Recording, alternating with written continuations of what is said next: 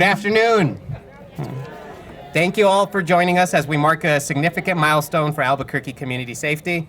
I'm Jorge Hernandez, Public Information here for Community Safety.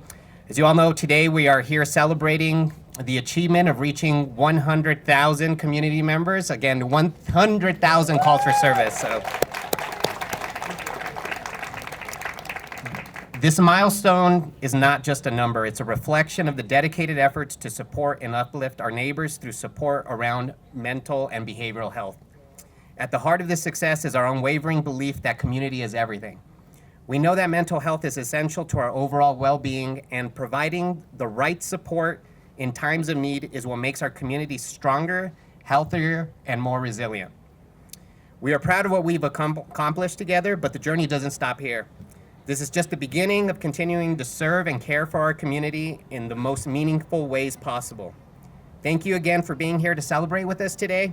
Let's continue to work together to build a safer, healthier Albuquerque for everyone. Next up, I'd like to bring up Mayor Tim Keller, who had the vision of Albuquerque Community Safety, to share some words here. Right on, man. Thanks so much, everybody. And this is really a special thing that we're celebrating here today. And I'm just going to keep it brief. We have lots of speakers who have either lived this work, or actually in some cases, we got a few from Seattle who are trying to implement this here in Seattle, which is awesome. So you're going to hear from them. But like, how often in Albuquerque do we have like Seattle in town to check us out? So we're excited to hear a few words from them.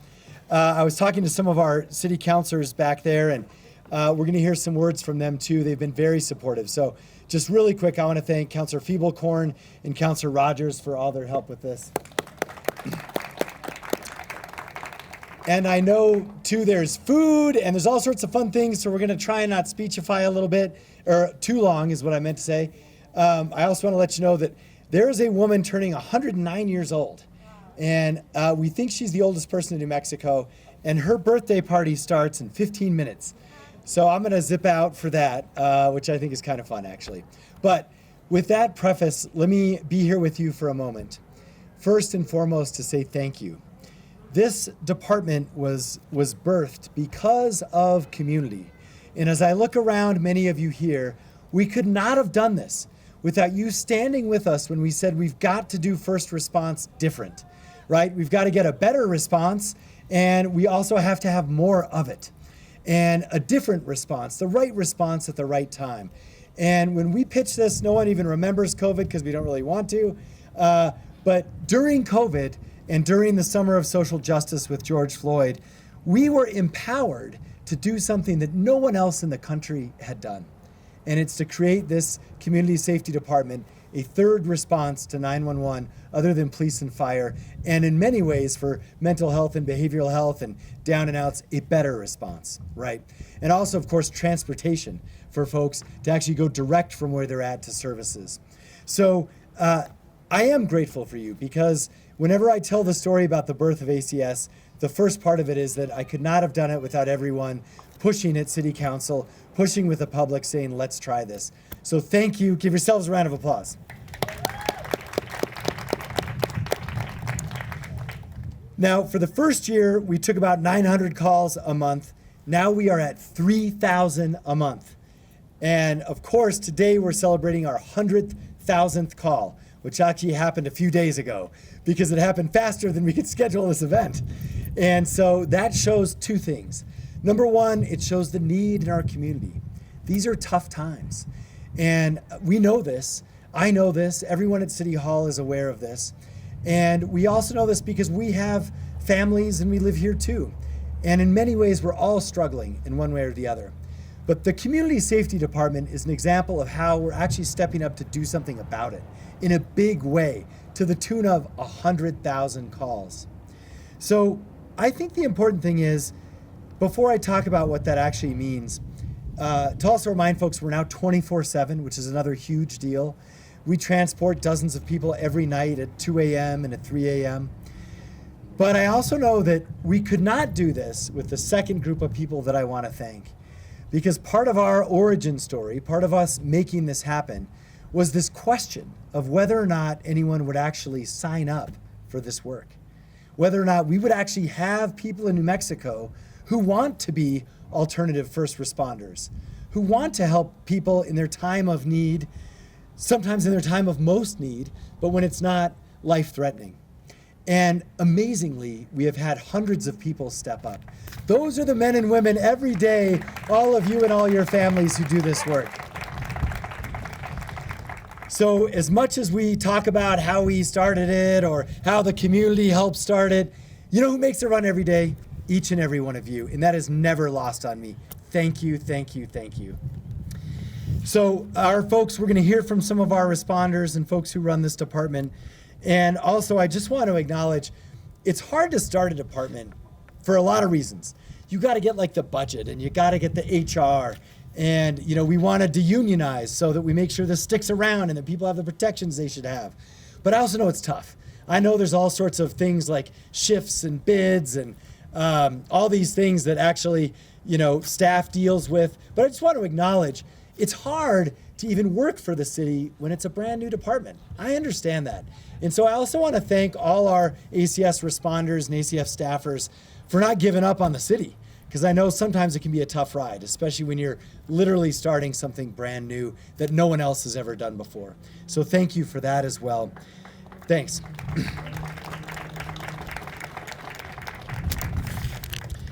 Okay, so I'm going to wrap up, I think, with this.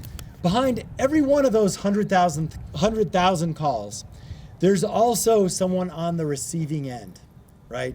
And all our responders here know it may take 1 out of 5 calls where you get the fulfillment of knowing that you actually helped someone. But those 1 out of 5, that one person out of 5 or 1 out of 4, whatever your particular beat is and your responses are, the help you provide them, they will never forget, literally, for the rest of their lives. And sometimes their family won't forget it either. And it may be transport in the time of need. It may be desperate help with medication. It may be a referral to actually get real services from a nonprofit. And that's what we don't talk about enough, is the actual personal stories of the 100,000 people who you've actually helped each and every day. And also, even sometimes if that person may not accept what we're offering or may not want follow-up, here's what they do know no matter what the response is in terms of outcomes. There's one outcome that is always true.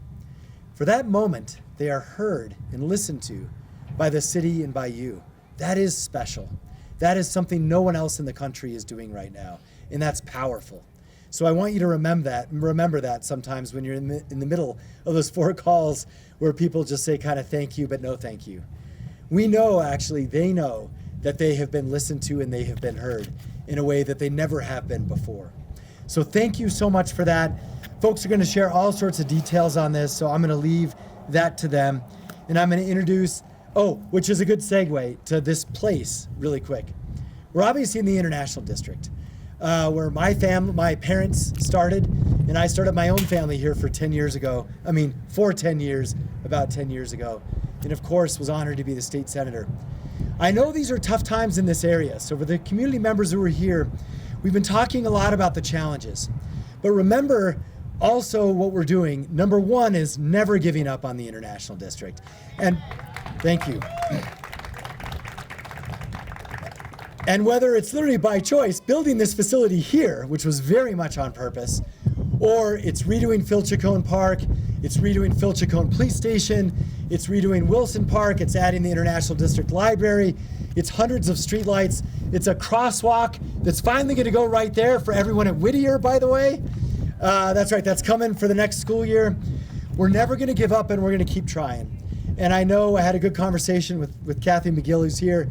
We're also open to everything. Going forward, it is just really a function of funding, even this market, which we're going to get partially up and running in, I think, the next 6 months, which is amazing. But we still have a long way to go. So while there's a long way to go, we're breaking through, and we're demonstrating the same thing that ACS demonstrates, which is that we are listening, and we are never going to give up, and we're going to keep trying each and every day to lift up this community. So with that, let's hear from your city councilor who believes in all of that in spades. Please bring up Councilor Nicole Rogers. Okay. How's everybody doing? They said this mic is better. Can you hear better on this mic? All right. So how many of you have been touched by ACS? Just raise your hands. Okay. How many of you know somebody who's been helped by ACS? All right. So and for those of you that are going to see this later, it was a lot of hands here today have been touched by ACS. And the reason I bring that up is because we, as Mayor alluded to, it's budget season. And I've always been vocal in the fact that we need to be funding ACS at the same level we fund the police and that we fund AFR, right? Period. We have some misconceptions about what ACS was meant to do and what was built to do, right? And I happen to have the privilege of being a small part of the beginning of ACS, working with Mariela and Sarita Nair before, to really think through this with community.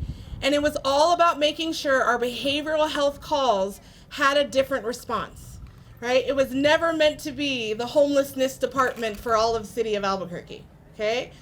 But because it has evolved, we know community wants ACS to do more, right? We know we want ACS to be innovative and think more about what they can do to help what we are seeing in our community, especially here in the International District, right? So we need your help. What we need is for you to bring your voices to City Council and to make sure that we fight for a bigger budget for ACS. I'm gonna continue that fight and be the champion of that fight, and I know the crowd went hush because that's not, politically correct in a lot of cases, to open our budget to the community. And that's what my work is doing. And through participatory budgeting that we're doing today with voting, same thing with the city's budget. This is your budget. It's the people's budget. And we need you there paying attention to what's happening in the halls of City Hall, in City Council chambers, when we're talking about the millions of dollars that is supposed to be spent in our communities. So now's the time for you to get involved. We have our CAL meetings coming up. These are called Committee of the Whole, where we're discussing every single department's budget, including ACS. If you care about ACS, just come for that session and listen in. You can sign up for public comment. Please, we'll teach you how to do it so that you can come and say, we want more funding for this department. And that's what I need y'all's help with. So will you help us do that? Yeah. Oh, no, we could do better than that, y'all. Can you help us do that? Yeah. All right, let's do it. Thank you. Thank you. Yeah, I'll just go back to this. Thank you, Councilor Rogers. Also like to shout out one more State Representative Borrego, who joined us today. Thank you so much for being here. Okay. So obviously you've heard from a couple of voices now. We're going to bring up the leader of ACS, Director Jody Esquivel. Jody. In the community like we were meant to be. Yes. Here in this district. I'm so thankful for you guys to be here to celebrate with us. I'm not gonna talk for a long time because we have a ton more cooler people than I just want to say thank you to kind of three groups of people: the mayor and the administration and our leadership, as well as our city departments that stand beside us. I think that's really important to understand that your city wants to respond to the community in a different way. And man, that's so powerful. We understood that we were missing the mark, and that's why we have an alternative response to behavioral health emergencies, and that's really important to kind of understand. And I know that sometimes that gets really confusing, like what does that really mean? I want you to know that I will be here for the rest of the day if you guys want to come and talk to me, if you have questions. What are you guys doing? I handed pamphlets out earlier. Walter will be here all day. We all know that. Walter is our Deputy Director of Field Response. And so we just want you to understand what we're doing for the community. I want you guys to really understand that so that when you do go and potentially go and speak, as Councilor Rogers mentioned, it's because you understand. And you understand and you feel that also. And so I want that for the community to really understand. So thank you. That was a weird way to say thank you to the mayor and the administration and our leadership, what we have right now in the city, to say, hey, we're all in with that. It's really important. My second thank you is to every single responder. We would never have reached 1,000 calls if we didn't have responders. So all of you guys, my heart goes out to every single responder, past, present, and future. My heart, I'm so deeply thankful for you. I'm indebted to you to just respond and say I'm going to be a first responder, but to say that you're going to respond to the community in a way that we haven't before, that's so powerful. And so thank you to our responders and our staff and our training team and our admin team and all of the branches of ACS, of community safety. I thank you so much. And then my last thank you is just to the community, to all of you that are here and ready and open to receive what community safety can be like. Open your hearts, open your minds, ask the questions. I want you guys to know that we're here and what we can offer, and so that we can move together in a way of healing our community, because we all know that it's a little tough right now. And so we're here in a different way for you, and I'm so thankful and honored to be here in this space as the Director of Community Safety. So I will not make this longer than it should be, because we have many people to speak, but thank you. Thank you for being here. Thank you for celebrating with us. I will continue to fight for Albuquerque in this way, and thank you guys. Thank you very much, Jody. So, as many of you know, we're the third branch of public safety, right? And none of what we do, along with community, can be done unless we have the collaboration from the Albuquerque Police Department and Fire Rescue. So, coming up next, we're going to go ahead and bring up Major Luke Langwood. Good afternoon, everyone. Thank you for coming out today. 100,000 calls for service. What an amazing and extraordinary accomplishment. I think it's relevant to say that before we had this third branch of public safety, these calls for service would have went to police and fire.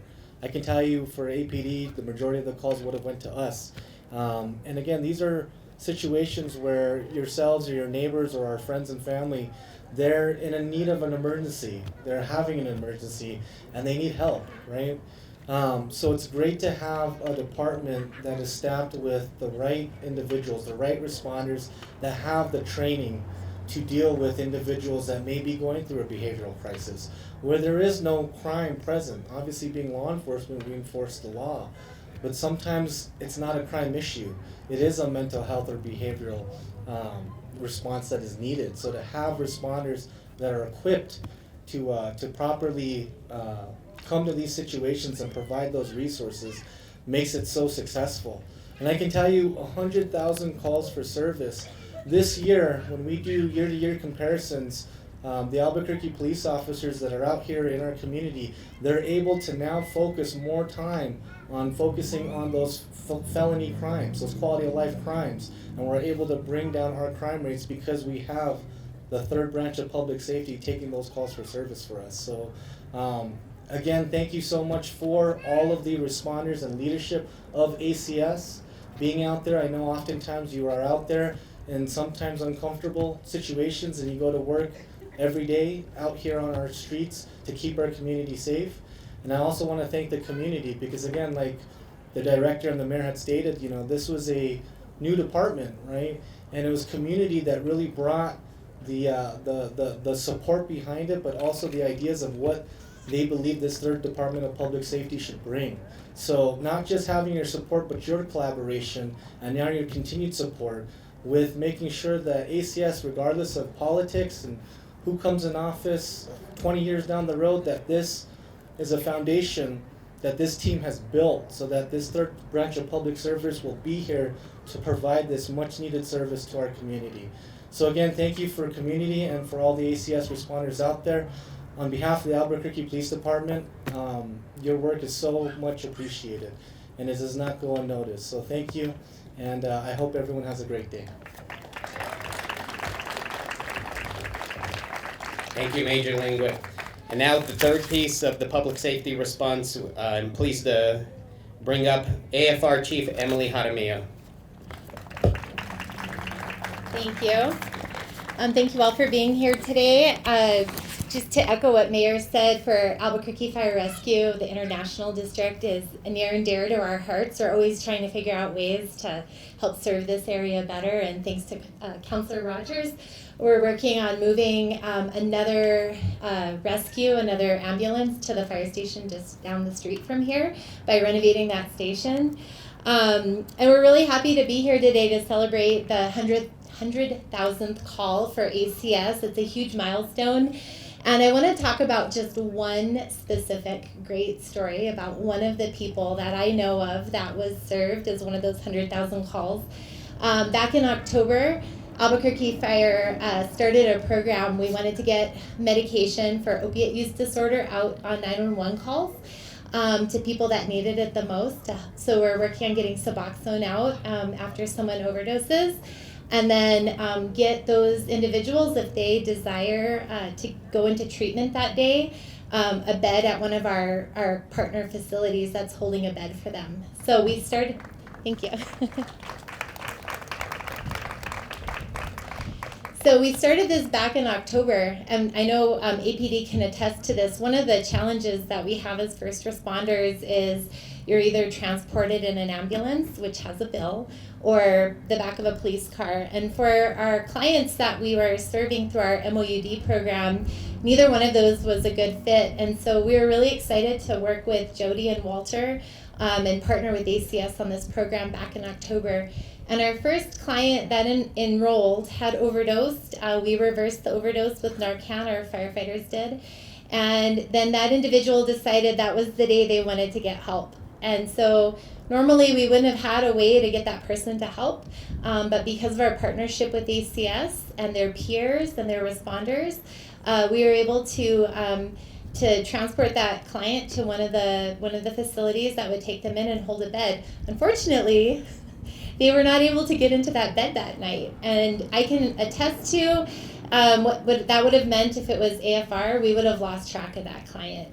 But because of the peer that worked with this client overnight, they were able to stay in contact with that individual and then get them into a bed the next morning. And they were able to get into treatment and into recovery. And so that's just one example of a client that's been helped by ACS. One of those 100,000 calls that ACS has taken is somebody that we connected into recovery when they needed it the most. So we're very thankful. Albuquerque Fire is very thankful for our partnership. ACS is doing great work for this community, and we're very excited about what the next 100,000 calls will look like. So thank you all.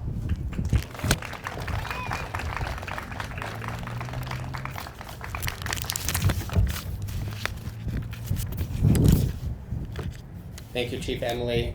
One of the things that the mayor touched on is the impact that our department is having, not just here locally, but nationwide. We've had, governments from Philadelphia. We just had the fire chief from Ann Arbor, Michigan here.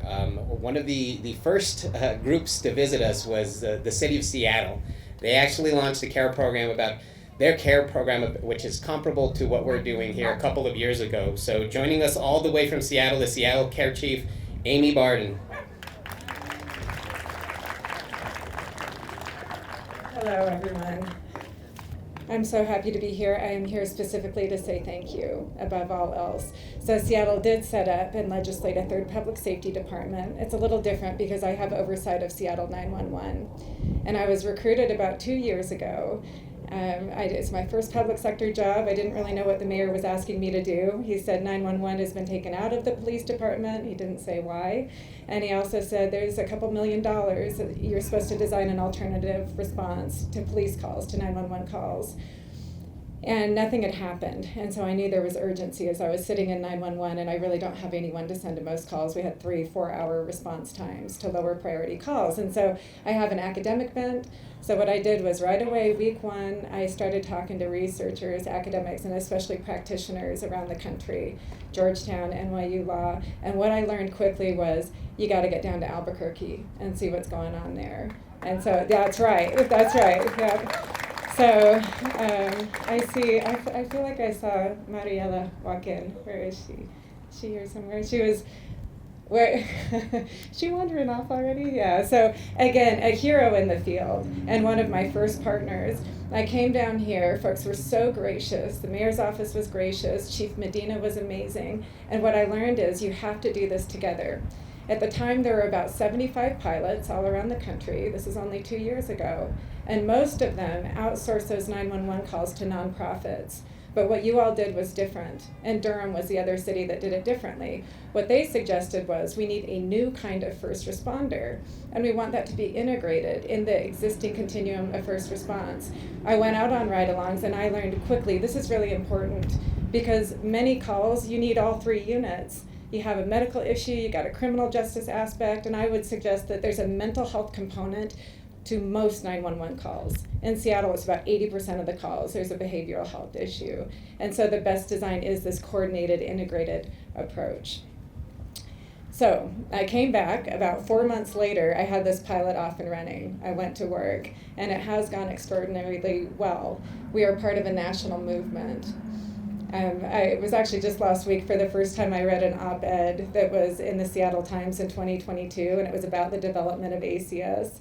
And there was this awesome quote from a council member. He said, in the time it took Seattle to write a term sheet about how to do the pilot, Albuquerque responded to 16,000 calls. And that is absolutely true. You did do that. And so what I want to share with you is that you're not just changing Albuquerque, you're not just changing New Mexico. Right now it is thought that this 3rd public safety department design is the model. You are advancing a movement, you're the champions, you're the torchbearers of it. And so I want to encourage you to hold that vision. Hold that vision. Keep going. And I fully believe that generations from now, people will know about ACS. They will know it was the leaders here who caused the movement to really take hold. You are the ones, you are changing the national narrative and the national landscape. And this is not just a movement about public safety efficiency and operations. This is a movement about making sure that every single intervention in public safety is designed to actually help, to redirect, to heal somebody's life. And we have to invest in prevention and early intervention and diversion alongside of the coercive arm of the law. And so truly, I thank you. I'm going to come back for all the parties. This is really awesome. I'll come back for 200,000 calls. So thank you, and congratulations to ACS.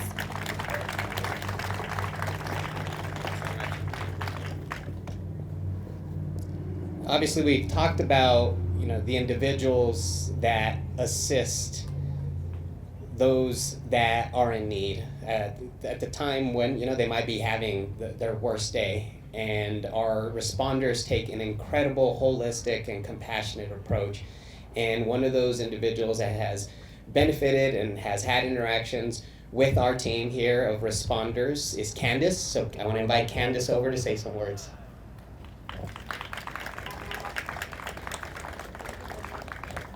Thank you, Jorge. Good afternoon, Albuquerque. Hello. Thank you for having me here. So I am one of the callers for the 100,000 calls to ACS, and I just first would like to give my thanks to God. My name is Candace. ACS, Albuquerque Community Safety Department, has played a pivotal role in my success and recovery today. In early November of 2024, I was walking in the streets of Albuquerque.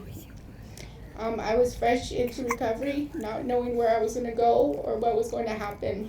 I prayed to God. I was carrying only my baby Sega, and I only had a blanket. I didn't have a bottle of diapers, wipes, nor a jacket. I was homeless. That desperate circumstance was a cause of meeting several ACS workers. They were kind, compassionate, and offered me help and hope. The ACS team helped me get into the Gateway Emergency and Receiving. Next, the amazing ACS team were able to refer me to Frontline Resurrection, which is a faith-based, sober living home for women. I got accepted. ACS was able to connect me to the perfect place due to their active listening and compassionate hearts. They listened to me when I told them that I was praying to God that I didn't want to lose my baby, that I didn't want to fall back to addiction, and that I wanted to restore my life and get reunited with my other children. I am in recovery and I participate in an array of programs, including church every Sunday and Wednesday. I do celebrate recovery, Bible study, group discussions, and counseling weekly. Recently, I have been reunited with my 18-year-old. She forgives me and she loves me.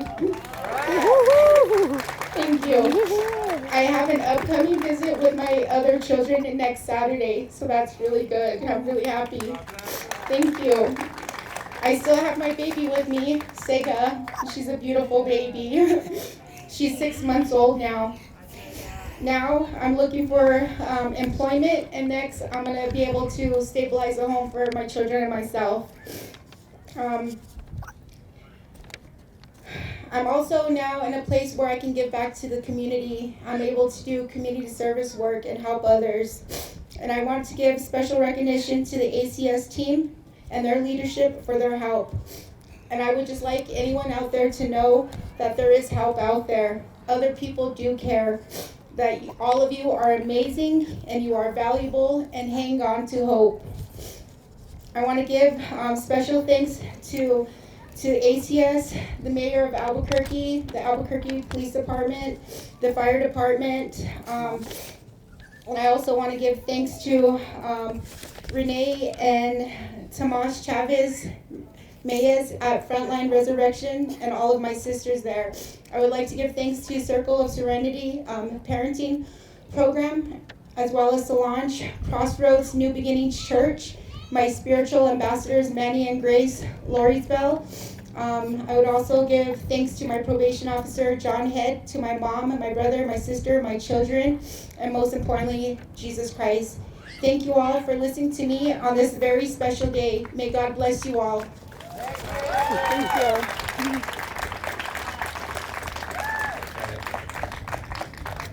What a cute baby, right?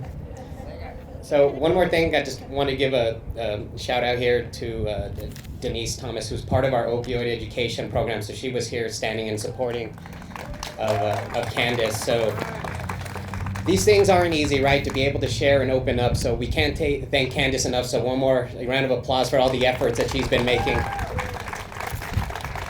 All right, so that'll wrap up our speaking portion.